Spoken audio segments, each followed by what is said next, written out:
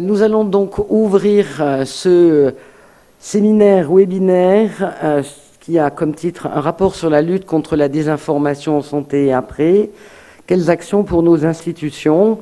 On accueille Mathieu Moulimard qui va nous parler, puis après une table ronde, on présentera les personnes de la table ronde. Mais je vais d'abord laisser la parole au directeur du Collège des sciences de la santé, le professeur Pierre Dubus, qui a accepté de faire l'introduction sur ce sujet qui nous paraît vraiment essentiel pour la santé. Pierre, je te laisse ouvrir le séminaire. Bonjour à tous. Merci Simone pour l'introduction. Donc, je suis très heureux d'être avec vous pour l'ouverture de ce séminaire auquel je vais bien sûr assister avec grande attention, consacré sur la désinformation en santé. Quelles actions pour nos institutions, qui est proposé par notre collègue le professeur Mathieu Moulimard. C'est un sujet malheureusement d'actualité, enfin, pas malheureusement pour l'intérêt du symposium bien sûr, mais malheureusement pour l'activité, qui dépasse d'ailleurs la désinformation en santé, qui c'est plus une désinformation globale auquel on assiste. Il n'y a qu'à regarder un petit peu les informations, même au plus haut niveau, qui sont transmises par des responsables de pays sur des choses qui ne sont pas exactes, ou qui sont pas faites, ou qui se feront jamais. Voilà. On nous a également imposé, dans le cadre de la santé, une réforme qui n'est pas une désinformation, mais qui est tellement compliquée à expliquer que quand on en parle, la réforme d'entrée dans les études de santé, on fait de la désinformation parce qu'on n'arrive pas à se saisir de tous les tenants et les aboutissants et que tout le monde s'y perd, y compris les enseignants. Et c'est vraiment triste. Et c'est vrai que ces sujets sont, pour des universitaires, extrêmement peinants parce que nous avons été éduqués dans le cadre de la science, des preuves basées sur l'expérimentation, sur le rationnel, et on est parfois complètement éberlué par tout ce qui peut circuler, et pour certains, que nous arrivons, je l'espère, pour la plupart à relativiser parce que nous sommes des personnes éduquées, mais on se dit que des personnes qui n'ont pas la chance d'avoir reçu le background scientifique, voire humain, que nous avons, peuvent être facilement perturbés, voire entraînés vers de mauvaises voies par tout ce qui circule. Donc je remercie Mathieu de prendre le temps de nous informer sur la désinformation, c'est un paradoxe, et également de nous proposer quelques pistes d'action afin que nous puissions ensemble essayer de lutter contre cette anomalie. Merci beaucoup.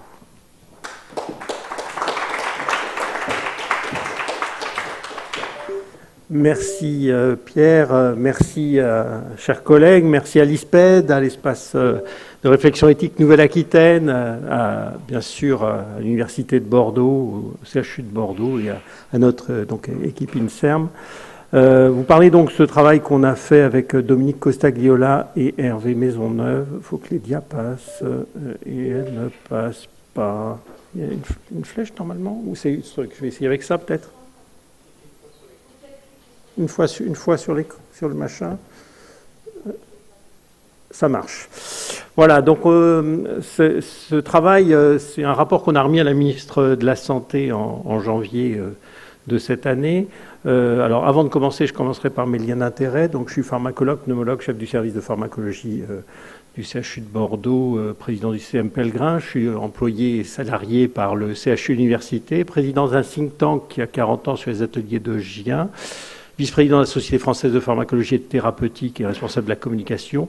J'ai eu cette mission confiée par le ministre de la Santé. Je n'ai aucun lien, ça c'est pour les antivax, je suis aucun lien direct ou indirect avec les fabricants de vaccins, antiviraux, traitement de la Covid, etc.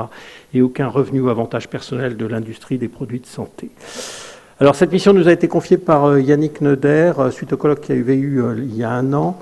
On a eu donc cette mission qui était au mois d'août, qui consistait à devoir identifier les acteurs publics et associatifs, académiques, qui sont capables de faire une information correcte en santé, recueillir leur retour d'expérience sur les difficultés qu'ils avaient à informer, évaluer leur niveau de coordination pour lutter contre la désinformation et pour faire des propositions concrètes pour aboutir une stratégie nationale de lutte contre la désinformation en santé.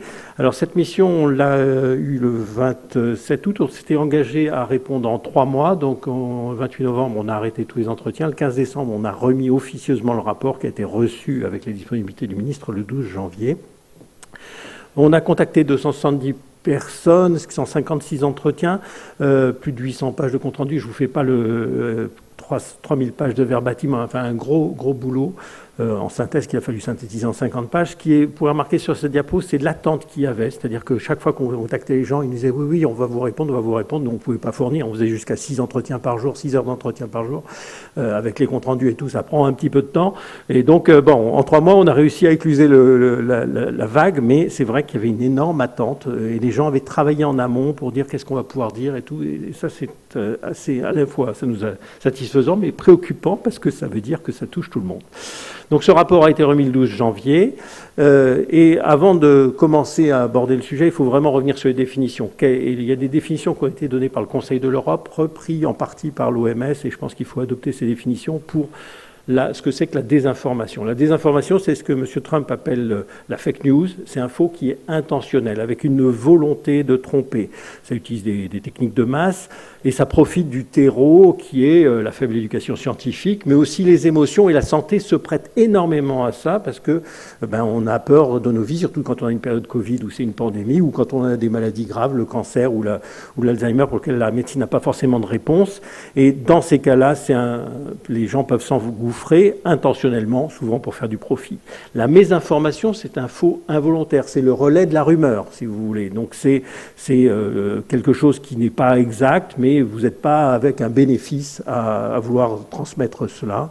Et la malinformation, là encore, par contre, c'est une intentionnalité, c'est un vrai qui est utilisé pour vous nuire. On vous tronque une citation pour la sortir du contexte et vous faire dire le contraire de ce que vous avez dit, et pour vous nuire. Donc la malinformation, c'est une idée de nuisance. Donc le constat qu'on peut faire au bout de tous ces entretiens, c'est que clairement on est tous vulnérables, et particulièrement en France, avec une faible éducation scientifique et en santé. Il n'y a qu'à voir ce qui se passe dans les écoles en termes d'éducation à la santé. Dans mon domaine, le médicament, il n'y a rien sur le médicament, un poil sur le vaccin et un poil sur la contraception, mais rien d'autre sur le médicament, le bénéfice, le risque. Ces notions-là sont même pas abordées, donc pour tous les Français, beaucoup pensent que le médicament c'est un bonbon qui n'a jamais de risque, c'est toujours bénéfique. J'exagère à peine, il ne faut pas s'étonner que quand on a quelqu'un qui propose un traitement qui marchait dans une indication, il va marcher dans l'autre indication avec le même risque, les gens ne voient que du feu et se font avoir. Donc il y a un vrai sujet d'éducation. Il y a une place croissante des fausses croyances en santé dans le débat public, avec une visibilité, un entrisme important des pseudo-médecines qui profitent du manque de médecins, des déserts médicaux, et on voit arriver dans des centres de santé qui sont désertés par les médecins, des pseudo-médecine, énergéticiens et autres palpouillothérapeutes qui vont pouvoir affiché centre de santé, avoir une labellisation par ce biais, et ça contribue à détacher les gens de la médecine et des soins qui pourraient être bénéfiques pour eux. Bon, on a le numérique, les réseaux sociaux, bien sûr que ça a servi pendant la période Covid en termes d'information, mais la désinformation étant virale, jouant sur les émotions, a beaucoup plus de chances d'être transmise qu'une information correcte, et donc c'est un amplificateur, d'autant que la régulation qui avait pu être mise en place est en train de s'affranchir au nom du free speech. Il y a une défiance dans la parole publique, on peut le regretter, mais elle est vraie, elle est inaudible, elle est souvent en décalage par rapport aux attentes d'immédiateté et peu adaptée aux situations d'incertitude, et avec une asymétrie de risques et de moyens entre scientifiques et désinformateurs. Il faut bien avoir à l'idée que les désinformateurs gagnent de l'argent, ont beaucoup de moyens. Il y a des associations qui ont 300 à 500 000 euros défiscalisables, qui sont relayés dans des journaux aussi des informateurs qui ne sont pas des journaux, sont des blogs, qui font 300 à 500 000 euros de dons par an, et personne ne fait quoi que ce soit. J'aimerais bien qu'on ait 300 à 500 000 euros pour lutter contre la désinformation en santé. Le problème qu'on a, c'est que beaucoup de scientifiques ont déserté l'espace médiatique, peur de se faire agresser, et vous avez vu nos collègues qui sont retrouvés devant les tribunaux, entre guillemets. Moi, j'ai quelques plaintes et merci la protection fonctionnelle, je remercie Dean Lewis et le président de l'université pour la protection qu'il m'assure. La désinformation est très organisée. Ils ont des avocats, ils ont des communicants, ils ont des bandes de trolls, ils ont des groupes d'actions de harcèlement en meute, j'en sais quelque chose, et ils ont de l'argent. Et ce qui les mobilise, c'est souvent l'argent, la vente de livres, la vente de stages, la vente de produits. Il y a aussi la politique, bien sûr, mais c'est comme toujours, hein, le sexe, c'est pas très concerné. Le pouvoir et l'argent sont les trois moteurs, et on retrouve vraiment le pouvoir et l'argent, l'idéologie, la vente de livres, avec aussi des influences étrangères. On a pu tracer jusqu'à 50 000 € qui étaient proposés à des youtubeurs pour aller dire du mal du vaccin Pfizer et du bien du vaccin russe, et en remontant de fil en aiguille, on est arrivé sur une proche de Poutine. Donc en plus des manipulations étrangères qui sont là-dessus, qui déstabilisent, et on a vu ce qu'on a pu voir en termes de déstabilisation de nos sociétés pendant la période Covid. Il y avait des gens qui ne parlaient plus au motif qu'il y avait quelqu'un qui était pro-Covid, pro-hydroxychloroquine ou pro-vaccin, et dans les familles, il y a eu de la dissension. Donc si la cohésion sociale, les gens ne discutent plus, sont plus d'accord sur les faits, il n'y a plus de cohésion sociale, s'il n'y a plus de cohésion sociale, on attaque notre démocratie, ça intéresse beaucoup de gens. Donc on est très fragile, beaucoup de monde qui peut désinformer. Le pire, c'est les scientifiques et les professionnels de santé. Malheureusement, certains de nos collègues ont joué à ce jeu-là. C'est souvent en dehors de leur domaine d'expertise, et manifestement, ils n'ont pas eu la sanction qu'ils méritaient à la hauteur de ce qu'ils ont fait. Les autorités publiques, bien sûr, les personnalités politiques, on l'a encore vu avec le cadmium ces derniers jours. Les médias, les influenceurs, bien sûr les industriels et les lobbies. Et nous avons, en tant que scientifiques, en tant que professionnels de santé, le devoir d'exemplarité, de faire la transparence, les faits, rien que les faits. Et donc, j'utilise volontiers cet acrostiche défi pour lutter contre la désinformation. Les problématiques sont de détection et de diagnostic, d'éducation, de formation, d'information et de sanctions. Et en tant qu'universitaire, on rajoutera bien évidemment la recherche, mais que je n'arrive pas à faire rentrer dans le défi. Donc les recommandations, la première, c'est l'éducation. C'est la base, c'est celle qui va mettre le plus de temps, mais si on s'y met pas maintenant, c'est pas possible. Donc il faut, c'est tout au long de la vie, c'est pas qu'à l'école, hein, c'est pas qu'en périscolaire, c'est jusqu'à l'EHPAD, et c'est dans toutes les classes sociales, y compris jusqu'à l'ENA, puisque notre classe politique est pas très éduquée en santé, et donc ce qui explique peut-être qu'ils désinforment pas mal. Donc c'est développer l'esprit critique, à ne pas confondre, et ce qu'ils confondent avec la suspicion. Une culture scientifique, comment est construit le raisonnement scientifique, pourquoi la science peut faire changer d'avis en fonction de nouvelles évidences, et c'est pas parce qu'elle a menti, c'est que ça évolue. Enfin bref, donner une culture scientifique et de santé. Renforcer aussi l'éducation aux médias en apprenant à rechercher, à vérifier les sources, et tout est pour faire que notre population ne soit pas victime ni relais de la désinformation. La deuxième recommandation, c'est la formation. Donc là, je m'adresse au président du Collège Santé. Former à la science, à l'esprit critique, à la littératie numérique, nos professionnels de santé. Mais aussi qu'ils apprennent à communiquer. On ne doit parler que dans son domaine d'expertise. On n'a pas le droit de parler en dehors de son domaine d'expertise avec sa casquette professionnelle. On peut parler comme n'importe qui avec son liberté d'expression, mais pas au nom de sa casquette professionnelle si on n'est pas dans son domaine d'expertise. Il faut faire des chartes de communication, travailler sur l'infodémiologie, moderniser aussi la formation continue pour être capable de répondre réactivement lorsqu'il y a des problématiques, former les journalistes à la science et à la santé, former les cadres et les élus, et bannir la labellisation académique des pratiques de soins non conventionnelles, non validées. On a repéré jusqu'à plus de 200 DU qui posaient problème, parce qu'ils n'étaient pas adossés à des structures de recherche et qui proposaient qui de la réflexologie plantaire, qui de l'auriculothérapie ou je ne sais trop quoi. Et il y a, suite à notre rapport et puis aux événements qui sont passés à Dijon, vous avez vu que le ministre, par le biais de l'HCERS, a demandé à l'HCERS de revoir tous ces diplômes universitaires qui n'étaient pas adossés à des recherches. Et il faut vraiment qu'on se pose la question, parce que ça contribue à jouer sur les croyances et pas forcément sur les faits et la science. On est censé enseigner des choses qui sont validées. La troisième recommandation est autour d'un plan public d'information en santé. L'idée est qu'il faut que chaque structure, chaque institution se pose la question, mais moi, à mon niveau, qu'est-ce que je peux faire? Est-ce que je peux faire quelque chose ou pas? Et c'est une introspection de qu'est-ce que je fais et puis qu'est-ce que je pourrais faire? Avoir ses ambitions et ses priorités qui soient clairement identifiées et affichées. Et en fait, c'est un appel à la mobilisation générale contre la désinformation en santé et pour une bonne information en santé. Ça ne coûte rien. C'est Alain Fischer qui nous avait proposé, je rends à César ce qui est à César. Et ça me semble assez instructif à chaque fois qu'on réfléchit à ça. La quatrième est autour de l'infoscore santé. Alors certains ont dit, vous voulez cadenassé, censuré et tout. Non, quand vous voyez un article scientifique, vous ne précipitez pas sur le résultat. Vous regardez la méthode. Vous regardez, est-ce qu'il y a un tirage au sort dans mon domaine? Est-ce qu'il y a une déclaration des liens d'intérêt? Quels sont les financements de l'étude, etc. C'est la même chose pour une production d'informations en santé. On a des référentiels. Est-ce qu'il y a une gestion d'un lien d'intérêt? Est-ce qu'il y a des références? Est-ce que les références sont valides? Est-ce qu'il y a un conseil scientifique? Est-ce que c'est discuté? Voilà, c'est ça qui va faire que la source va avoir une plus grande probabilité de vous donner une information fiable. Et c'est cette qualité éditoriale qu'on va scorer, et non pas un label binaire comme l'Honor Code, oui ou non, parce que les gens qui avaient le label Honor Code, quand ils sont mis à délirer, ils avaient toujours leur label et ils jetaient le discrédit sur l'ensemble de ceux qui avaient le label. Là, vous perdez votre score, vous n'êtes plus en A, vous passez en E si vous mettez à dire n'importe quoi. Alors, c'est sur la base du volontariat. Je suis à peu près tranquille que tous ceux qui sont en D et E ne mettront pas, mais au moins on pourra tracer les gens qui travaillent relativement correctement, en sachant qu'ils peuvent dire des bêtises, donc il faut toujours garder son esprit critique. La 5e recommandation et 6e est autour d'une plateforme d'information en santé. Le ministre a retenu qu'une plateforme sur la travailler sur la désinformation en santé. On va s'épuiser à travailler sur la désinformation en santé, on courra toujours derrière, donc il faut être proactif et il faut aller plus en amont. Donc il faut travailler sur l'information en santé, repérer l'ensemble des sources, et il y en a de nombreuses qui viennent des universités, des instituts, des sociétés savantes. On a plein de choses qui sont vachement bien fabriquées en France, et même en Europe, qui ont une qualité scientifique qui est reconnue et qu'on peut reconnaître, et qui peuvent être mis dans une plateforme agrégée qui sera accessible pour le grand public ou par les professionnels de santé, par une IA générative, conversationnelle, ou par un portail.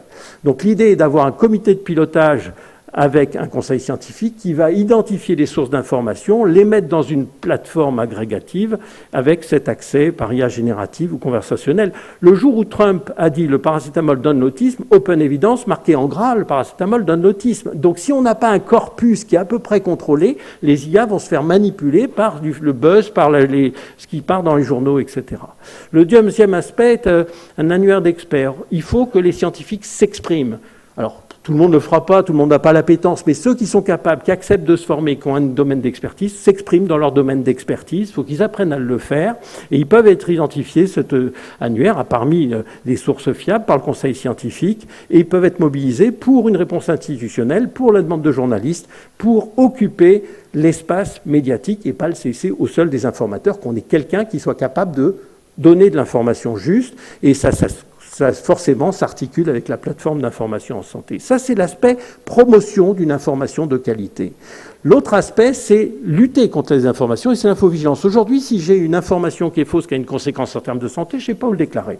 Quelqu'un prend du bleu-de-méthylène, arrête de prendre sa chimiothérapie pour cancer, on le voit tous les jours, je suis désolé, je ne sais pas ce que j'en fais. Donc il faut un système de déclaration, il faut être capable alors on peut utiliser le portail de déclaration, repérer les fausses informations, les agences ne mutualisent pas tout ce qui repère comme fausses informations, qu'on mette ensemble tout ce qui existe, qu'on voit ce qu'il y a comme mauvaises informations, qu'ensuite qu'on les analyse, qu'on voit leur crédibilité, leur risque, leur viralité, qu'à ce moment-là, on puisse y faire une réponse qui va être une simple mise au point éventuellement, une réponse qui va être orientée vers la plateforme si nécessaire, mais ça peut être aussi une réponse administrative si c'est des professionnels de santé qui délirent en dehors de leur domaine d'expertise. Ça peut être une réponse juridique le cas échéant, si c'est d'exercice illégal de la médecine, si c'est du charlatanisme, si c'est des dérives sectaires, on peut déclencher et organiser ça. Et donc on arrive à avoir ce système d'infovigilance qui s'intègre dans l'ensemble d'un observatoire qui doit être transparent, générer la confiance, donc être parfaitement transparent, avec une gestion des liens d'intérêt, portée par une institution indépendante. On a pensé à l'HAS, mais on pourrait y avoir d'autres idées, avec un financement public pérenne, bien sûr sans publicité ni sponsorisation. Les membres du conseil scientifique ne doivent avoir aucun lien d'intérêt avec les industriels, et les autres liens doivent être déclarés, gérés et publiés. Et donc on arrive à un système intégré d'une plateforme, d'un observatoire d'information en santé, non pas un observatoire de la désinformation en santé qui n'a été pour l'instant retenu, mais je n'espère pas qu'on puisse faire avancer. Toutes les personnes qu'on a auditionnées disent que c'est une bêtise d'aller faire un observatoire de la désinformation, il faut aller plus large et il faut faire un observatoire de l'information. Donc ça, c'était unanime. Pour l'instant, on n'a pas réussi à faire passer ça au niveau du ministère, mais ne désespérons pas. La 7e recommandation est d'inverser le risque. Il faut sanctionner les informateurs et protéger les scientifiques. C'est pas normal qu'on ait des gens qui aillent faire intenter des procès. Vous avez vu Karine Lacombe, elle est passée 5 ou 6 fois devant, parce qu'elle a dit que les vaccins étaient utiles en suivant les recommandations de la science et autres, qui s'est retrouvée agressée par des antivax, avec à chaque fois des dossiers à monter et tout. Moi, je me fais harceler en meute. On a des recours au tribunal administratif pour nous interdire de faire ce rapport au motif qu'on a des liens d'intérêt. Effectivement, on m'a mis sur le dos tous les contrats industriels que l'université de Bordeaux, comme s'ils m'étaient revenus à moi. Donc j'ai effectivement beaucoup de liens d'intérêt, mais à ce moment-là, on ne met plus aucun universitaire dans le moindre rapport. Voilà, donc si vous voulez, ces choses-là sont simplement... Ça ne tient pas 5 secondes devant un juge, mais ça va vous prendre du temps, ça va demander des avocats pour aller se défendre face aux diffamations auxquelles on attaque. Eh bien, ça va coûter 9 000 € à l'université de me défendre, et c'est pas possible, quoi. Et ces gens-là, leur risque est 0. Plus exactement, il est positif, c'est du bénéfice, parce qu'il dit, regardez, on a fait ça pour vous défendre, on a attaqué tel scientifique, donnez-nous de l'argent, et en plus, vous pouvez le défiscaliser. Merci l'État de subventionner la désinformation en santé.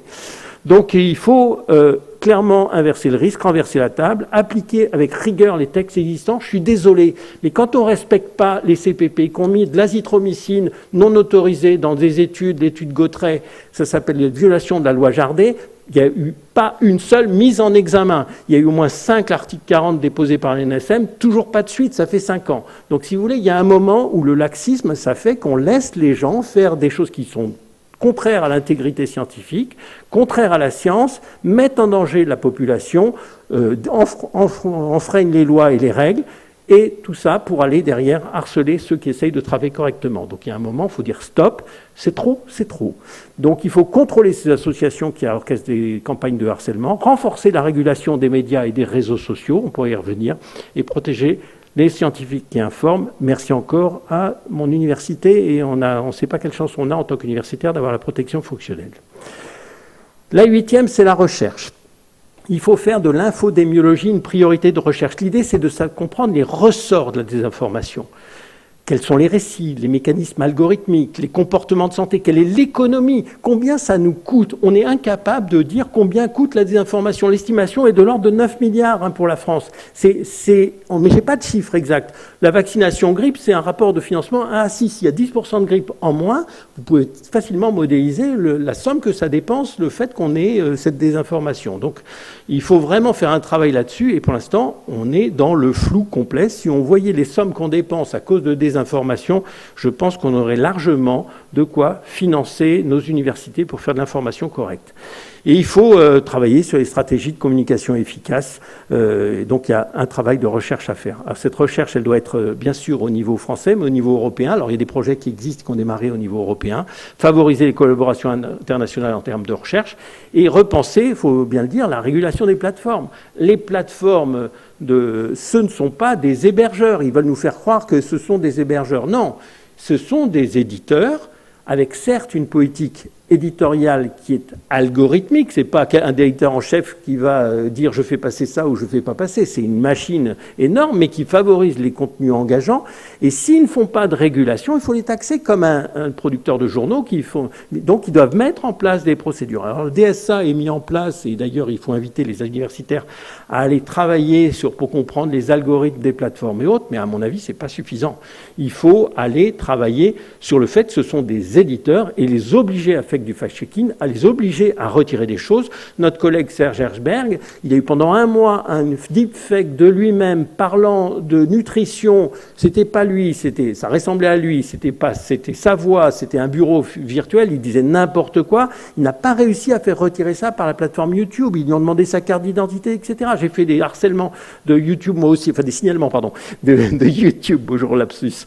J'ai fait un signalement à YouTube, on m'a demandé, mais quel article de loi vous permet de dire que c'est une usurpation d'identité. Donc ça a fait qu'un tour. Au bout d'un certain temps, j'ai pris mon meilleur téléphone, j'ai appelé la responsable de YouTube qu'on avait auditionné. 2 heures après, c'était retiré. Donc leur système de régulation ne fonctionne pas alors qu'ils peuvent le faire. Donc il faut les forcer à l'utiliser. Les plateformes sont des médias. Et donc pour conclure et rester dans le temps avant de me faire rattraper par la patrouille, il faut gagner cette guerre informationnelle. On est en guerre. La désinformation, c'est un risque majeur pour la santé, au même risque que le tabagisme et l'alcool. Les gens se détournent des soins parce qu'ils sont exposés à cette désinformation. C'est important pour la confiance dans la science, c'est important pour la cohésion sociale. Je vous ai expliqué les dangers qu'il y avait pour une démocratie et les agents extérieurs qui jouent là-dessus ont très bien compris. Donc on a proposé une stratégie nationale fondée sur 9 recommandations, avec comme leitmotiv que la bonne information, c'est la meilleure arme pour lutter contre les informations, et on doit tous être concernés. Et en tant qu'universitaires, nous avons vraiment un rôle à jouer. Et face à la désinformation, l'inaction, ce n'est pas une option, et je vous remercie pour votre attention.